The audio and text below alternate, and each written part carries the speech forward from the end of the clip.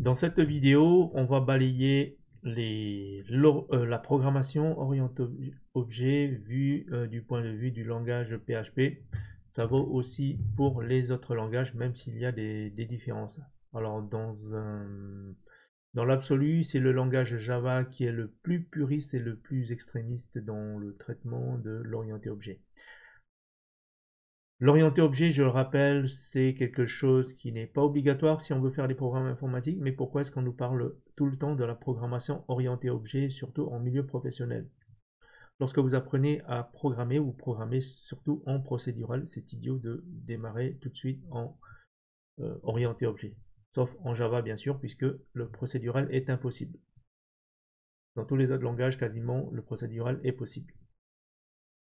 Avant de passer en orienté objet, on aura vu comment utiliser des fonctions, des boucles for, des if-else et quelques petites fonctions qu'on exécute. Ensuite, on est amené à définir ses propres fonctions pour, donc le sacro-saint mot, c'est la réutilisation du code, mais surtout c'est pour que ce soit beaucoup plus clair. Qu'est-ce qui drive un petit peu la montée en gamme dans l'apprentissage? C'est lorsque votre programme se complexifie. Si vos programmes étaient toujours sur 100 lignes et une page, l'orienté objet n'aurait pas lieu d'être. Donc lorsque vous commencez à programmer et que les programmes deviennent de plus en plus complexes, c'est-à-dire quand vous faites un projet, donc vous êtes amené à faire des fonctions. Pourquoi?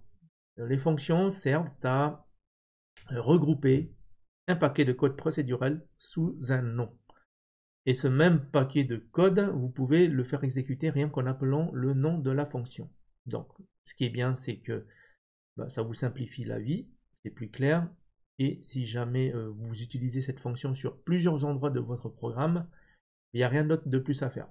Et l'effet qui se coule, c'est que si vous avez un bug dans cette fonction, vous n'avez qu'à corriger à un seul endroit.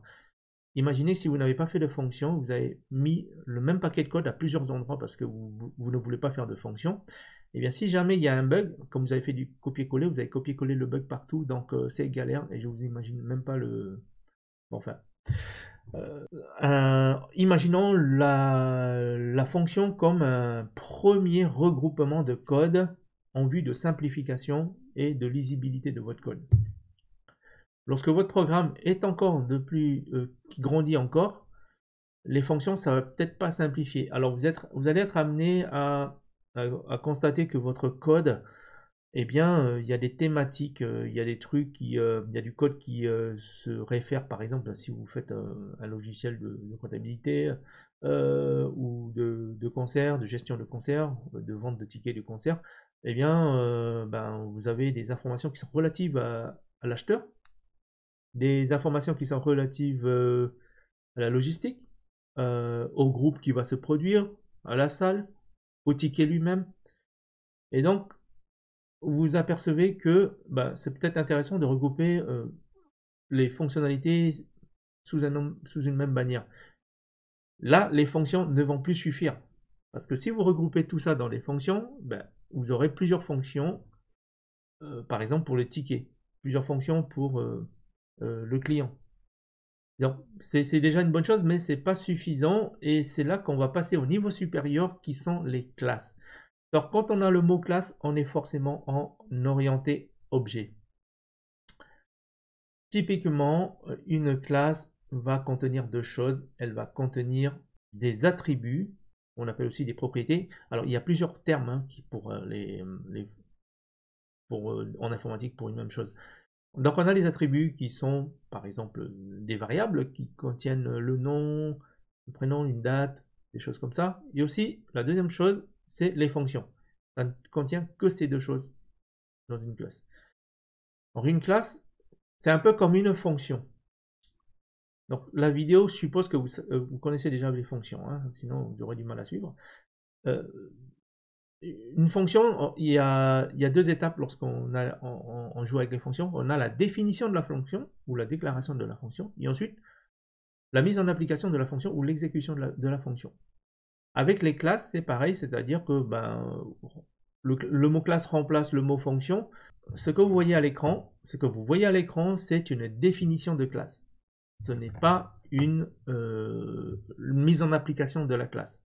Là, je viens d'ajouter du code et aussi des commentaires. J'ai ma définition de la classe et j'ai mon application.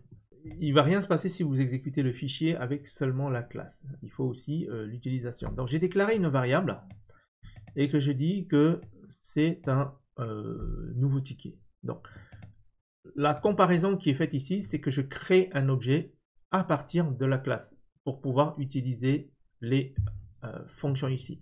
Alors, il y a une petite erreur ici parce que je n'ai pas encore défini quoi que ce soit. C'est vide à l'intérieur.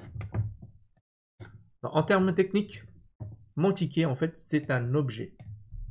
En fait, c'est aussi une variable. Pour être en orienté objet, quand on parle d'orienté objet, on va dire un objet, mais c'est une variable. Donc, cette variable, qu'est-ce que c'est? Ben, en fait, c'est un objet de type ticket concert. Le mot-clé new ici, c'est pour, dans le jargon, instancier un objet. Donc, instancier, c'est créer une instance, donc créer un exemplaire. Donc, j'ai un exemplaire de ticket. Une fois que j'ai créé cet objet, donc ici, instanciation d'objet, eh bien, je vais pouvoir utiliser les méthodes, donc les fonctions. Une fonction dans une classe s'appelle une méthode. Et il y a une différence, pas seulement sémantique, mais aussi de fonctionnalité. On verra plus tard. Donc ici, ce n'est pas vraiment une fonction, ce sera une variable. Donc, je vous avais dit tout à l'heure qu'il y avait les attributs et les fonctions. Donc là, on va définir un attribut. Donc ici, le new, c'est une instanciation, donc on construit quelque chose. Donc, ça fait appel en fait à une fonction qui s'appelle la fonction constructeur. En général, on n'est pas obligé de la déclarer parce que si on ne la déclare pas, la fonction, la méthode constructeur, l'ordinateur va le faire pour vous. Et ici, je vais le faire quand même. Public function, donc ça porte toujours le même nom, construct. Donc ici, je vais simplement afficher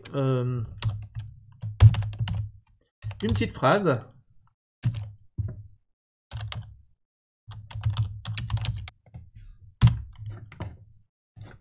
Et pour l'instant, je vais pas mettre mon prix, je vais le commenter et je vais exécuter le code. C'est rendu possible dans VS Code grâce à le plugin Live Server. Je clique et magique, j'ai exécuté le constructeur. Donc, ça veut bien dire que lorsque je fais un new ticket concert, j'utilise la fonction construct. J'ai même pas besoin de dire construct en fait. Ça c'est natif. Maintenant, on va mettre le ticket. Alors, donc ça c'est une méthode et là je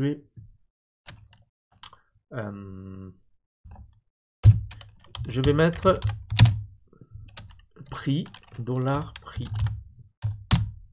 Là j'ai créé un attribut et dans cet attribut il y aura le prix du ticket. Alors comment on va déterminer le prix du ticket? Mais en fait il faut que je modifie cette variable. Je peux le faire dans le constructeur. Donc ici je vais faire un... Alors ça fait beaucoup de choses tout de suite.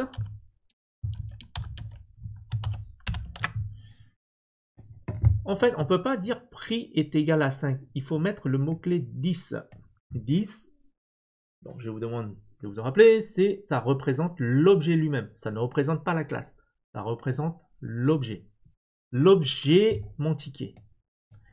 Donc si je fais ça, eh bien, en fait, j'ai le 5. Mais il ne va rien se passer ici parce que je n'ai pas fait d'écho. Il faut que je fasse un écho pour afficher. Je ne l'avais pas enregistré, maintenant j'ai enregistré, donc ça vaut 5 ici. Hein. Là, il a affiché 5, donc j'ai bien affiché une propriété. Cette propriété, je l'ai mis public. Pourquoi? Donc là, on va parler d'encapsulation. Le mot encapsulation, quand vous entendez ça, c'est public, protected, privé. Imaginez votre classe comme une famille, il y a des choses qui sont privées, qui ne sortent pas, et il y a des choses qui sont publiques, qu'on autorise les autres personnes à savoir. Eh bien, lorsque je mets public, je dis que ben ça, ce sera accessible de l'extérieur. Alors, il faut bien comprendre que quand je dis de l'extérieur, on est dans l'espace d'exécution. Ici, on est dans ce fichier. Ça, c'est l'extérieur. Et donc, je peux accéder à quelque chose d'intérieur, le prix. Là, on va parler d'encapsulation. Donc ici, la notion d'encapsulation, elle est facile à comprendre, mais on peut se poser des questions de pourquoi on a mis des choses comme ça, pourquoi il y a des choses qui sont privées, d'autres publiques. En clair, en fait, ici, c'est pas une bonne pratique de mettre en public. Il faut mettre en private les propriétés qui sont des variables, comme ça. Parce que si je fais comme ça, regardez, ça a changé ici, c'est souligné en rouge. L'analyseur syntaxique m'a détecté que j'ai fait une erreur. Donc, je ne peux pas accéder au prix. Bah alors, si je ne peux pas accéder au prix, à quoi ça sert de mettre prix? On n'a pas dit ça, c'est que pour y accéder, on va utiliser une fonction publique. Génial. Donc, en fait, on fait souvent, c'est ça, get prix. OK. C'est une méthode dans laquelle on va retourner. Donc, je vous invite à voir le mot-clé return. OK. Return le 10 prix. Cette fonction getPrix, donc je vais y accéder ici. Regardez. Get là.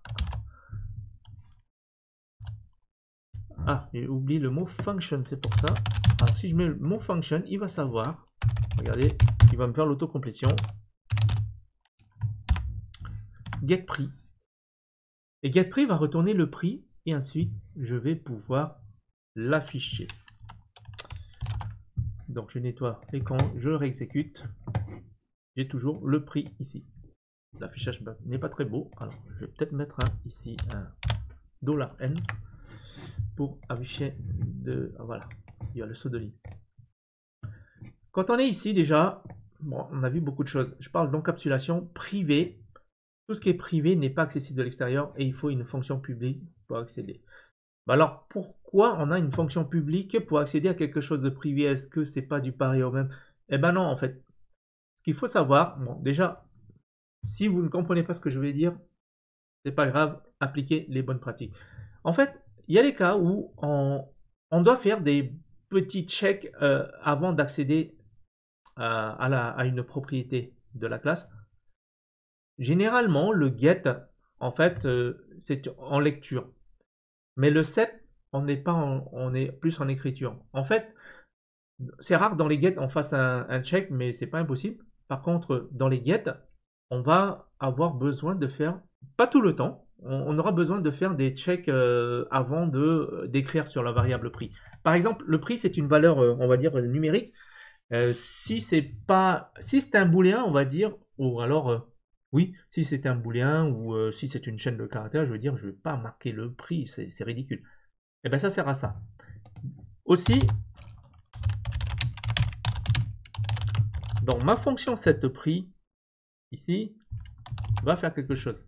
C'est une fonction que je vais appeler et qui va altérer le prix ici. Si je mets le setPrix, il faut que, on attend un prix, hein, en fait. Donc, je vais mettre une variable prix. C'est un argument. Et ici, je vais dire que 10 prix égale le prix qui est donné.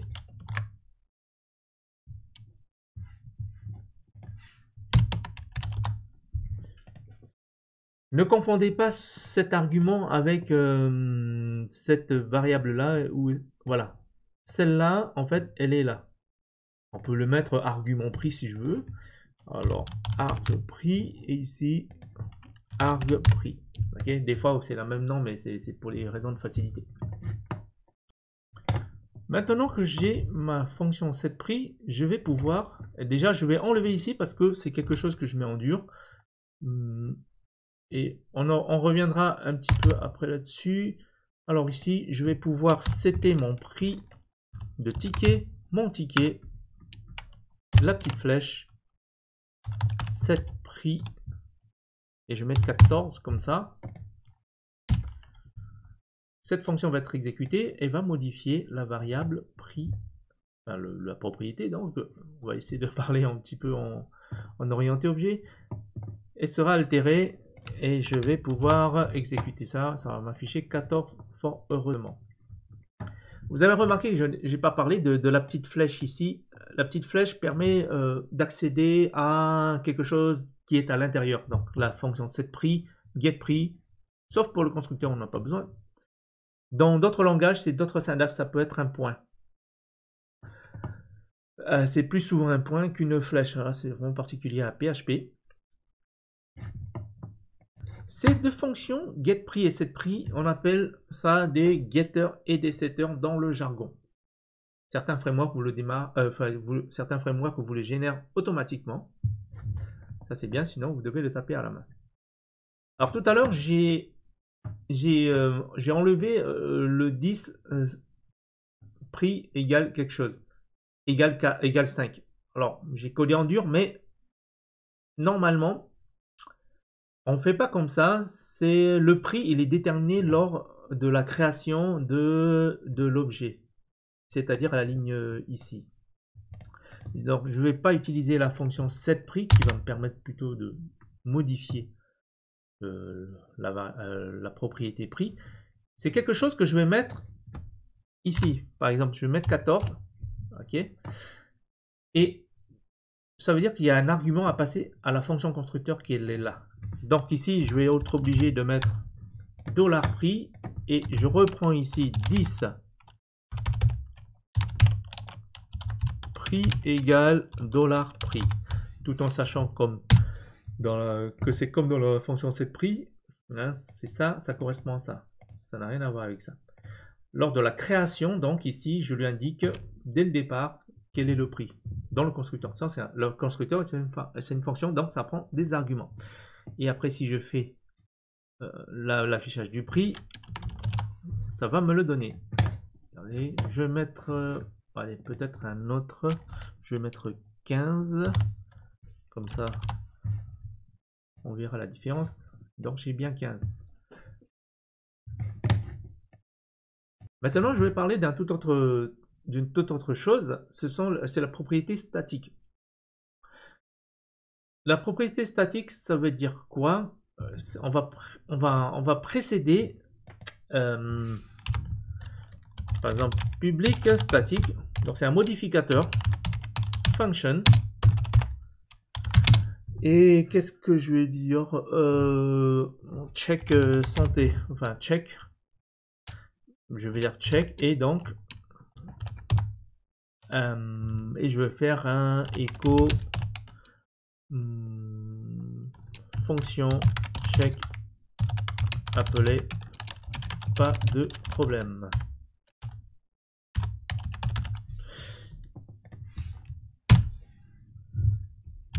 Le mot statique, en fait, ça va vous faire peut-être bondir pour certains, mais c'est pour faire appel à la méthode sans avoir besoin d'utiliser un objet.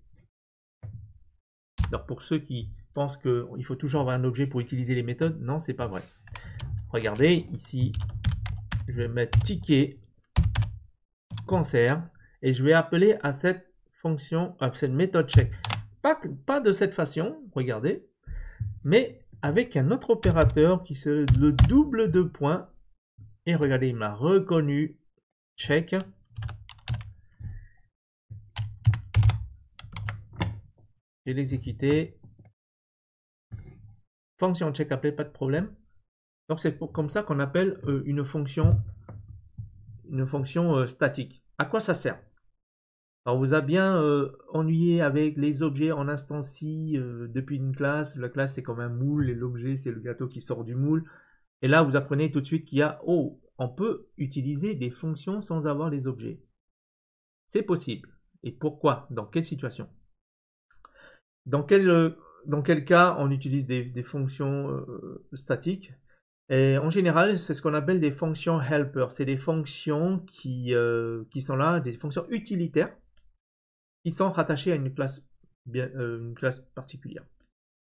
Alors on peut avoir très bien une classe helper, ça se fait souvent, et dans lequel on met toutes les fonctions utilitaires qu'on a besoin. Par exemple, ça va être conversion d'entiers en nombre décimal, mise en capitalisation d'une chaîne de caractères. Bon, ça existe déjà, mais c'est un peu l'idée.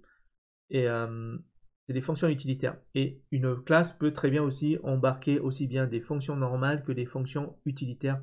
Ce que je voulais vous dire, c'est que vous connaissiez la syntaxe et l'utilité des fonctions statiques.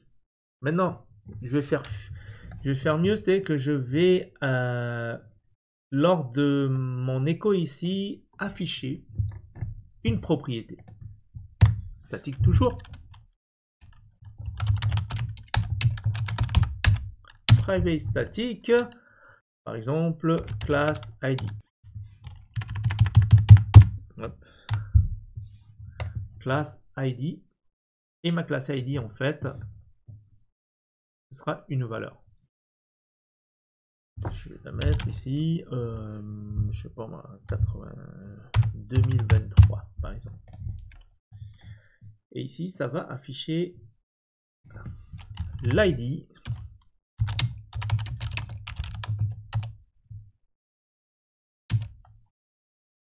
Et là, pour y référer, je ne vais pas utiliser le mot disp. De toute façon, il va me dire qu'il y a un problème. Ok. Donc, ID de classe. Je vais le concaténer quand même pour que ce soit plus clair. Et on va utiliser le mot-clé self. Class ID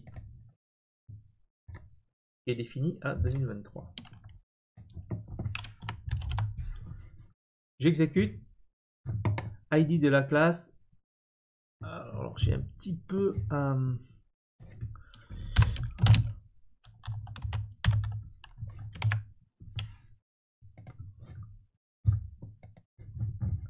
ID de la classe 2023. Donc vous constatez bien que quand on a une propriété statique, il vaut mieux qu'elle soit définie, sinon on n'aura rien du tout. Alors, donc les choses statiques, en fait, ça n'a rien à voir avec l'objet lui-même. Hein. Ça, c'est plus pour décrire la classe.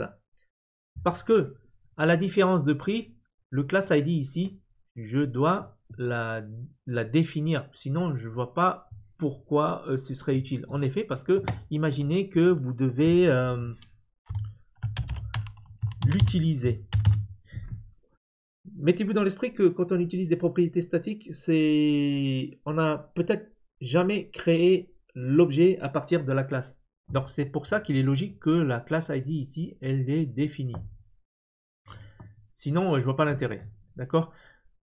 Donc ça veut bien dire que ces choses statiques sont utilisées en dehors de l'objet. En fait, il n'y a aucun rapport entre l'objet et la classe quand on va parler de statique ou non. Et statique, c'est vraiment quelque chose à part, mais ce sont des choses qui sont embarquées dans une classe. Petite question, est-ce qu'une fonction statique peut être privée? Donc,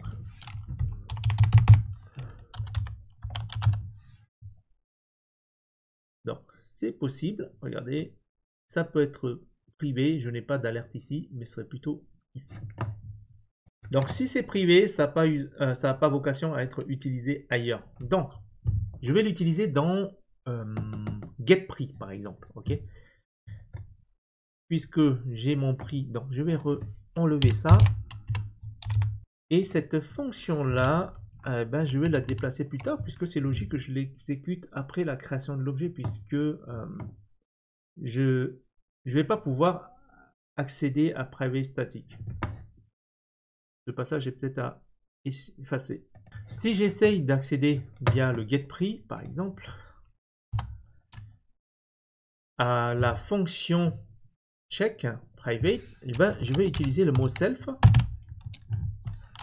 check ici, et je fais un return this prix. Donc le self check va déjà m'afficher quelque chose et ensuite j'aurai le return this prix. On va voir ce que ça donne. Donc du coup ici je l'enlève.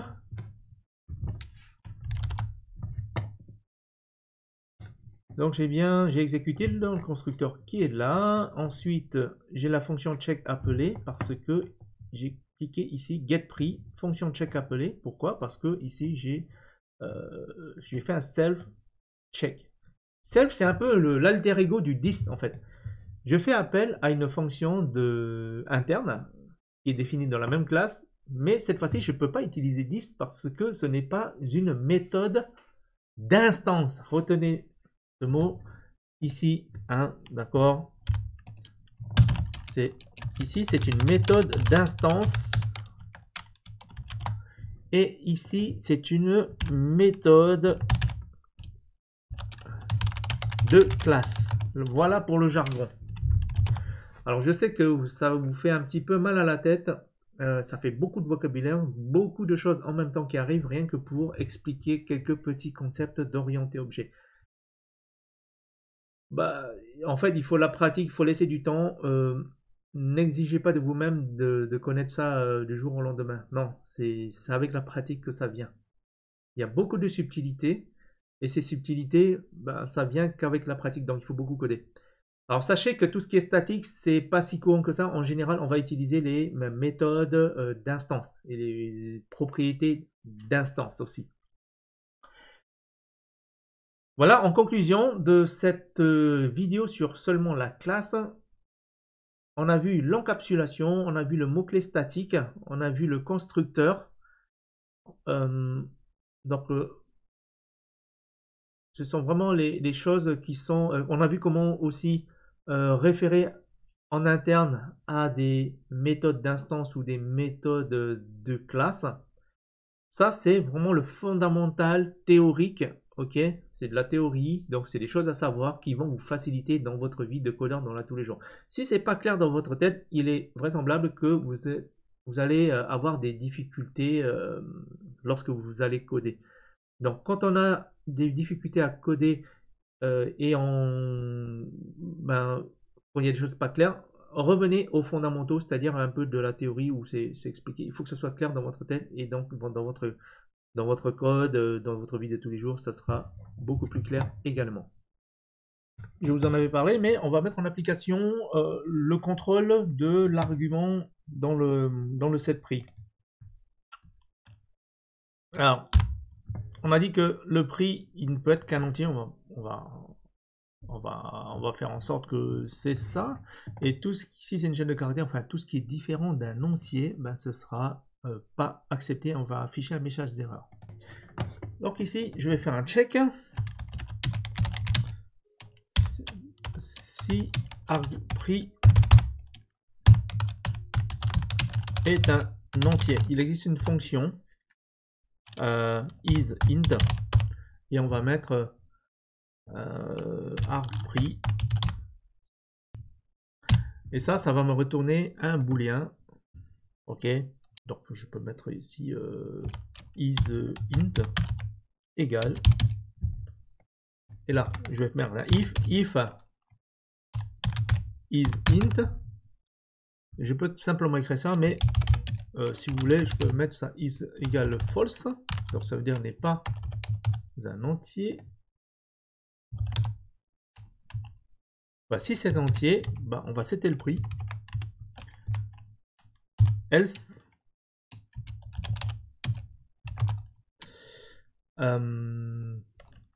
echo, il faut un entier.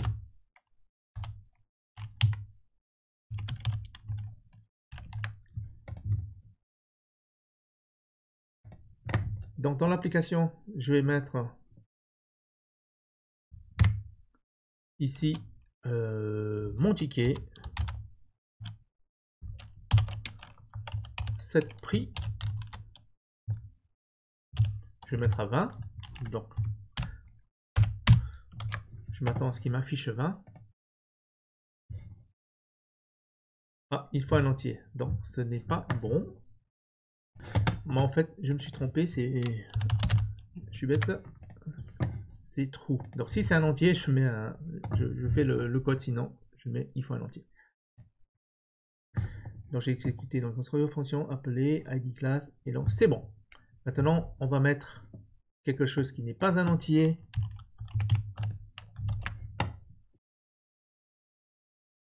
il faut un entier. Et regardez, le prix est toujours fixé à 15, comme au début. Il n'a pas été modifié. D'accord?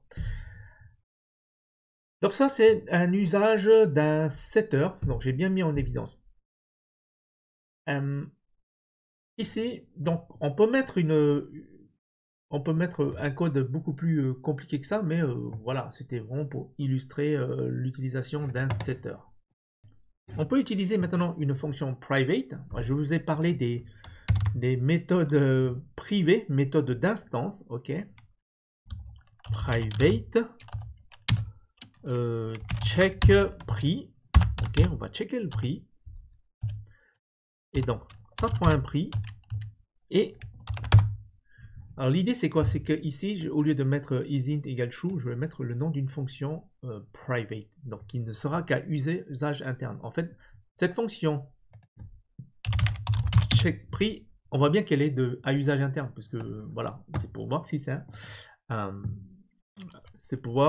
un entier. Donc je peux mettre ici, on fait pas attention, je mets tout ça, et je vais mettre, et je vais retourner le prix. Alors, que fait cette fonction? Cette fonction est à usage privé. Je vais l'appeler ici. Donc, je vais même pas utiliser ça. Hop. Et là, je vais utiliser la fonction proprement dite check prix. Et je vais mettre arg prix. Ok, je check le prix qu'on me passe. Alors, on peut pas mettre directement check prix. Donc, on va mettre 10 check prix. Donc, cette fonction va retourner true si c'est un entier et false si ça ne l'est pas. Donc, si c'est true, eh ben, on va faire le setting de prix. On va l'exécuter. Alors, using this when not in object context. Donc ici, pourquoi est-ce que j'ai ça? C'est bizarre, ça devrait marcher. Alors, j'ai rien changé. Ok, j'exécute et ça marche. Tout à l'heure, c'était un problème du compilateur Launcher. Le plugin n'est pas parfait, des fois il a du mal à se rafraîchir. Dans ce cas-là, il faut peut-être fermer VS Code et le redémarrer pour être sûr. Ou alors exécuter vraiment dans une page dans le navigateur. Donc ça c'est mieux. Donc pour revenir à nos moutons, j'ai le setPris qui va utiliser la fonction de type privé. Elle a le droit puisque on est dans la même classe, donc private function. On va checker le prix et on va voir si c'est vrai ou faux. Donc la suite vous la connaissez. Et donc le code marche comme prévu. Donc si je mets 20, donc ça ne marchera pas, je suis toujours à 15. Alors là, j'ai oublié d'enregistrer. Faites attention vraiment, c'est avoir le réflexe de... C'est pas que des fois c'est pas votre programme qui marche pas, c'est que vous avez oublié de sauver. Hein, faites attention à ça et ça peut vous faire perdre des heures comme ça. Voilà, donc dans cette vidéo j'ai illustré le fait d'utiliser une fonction privée, ok, et le fait d'utiliser une vérification dans un setter, donc la justification d'utiliser une méthode de setter et donc par ricochement mettre toutes vos propriétés en private.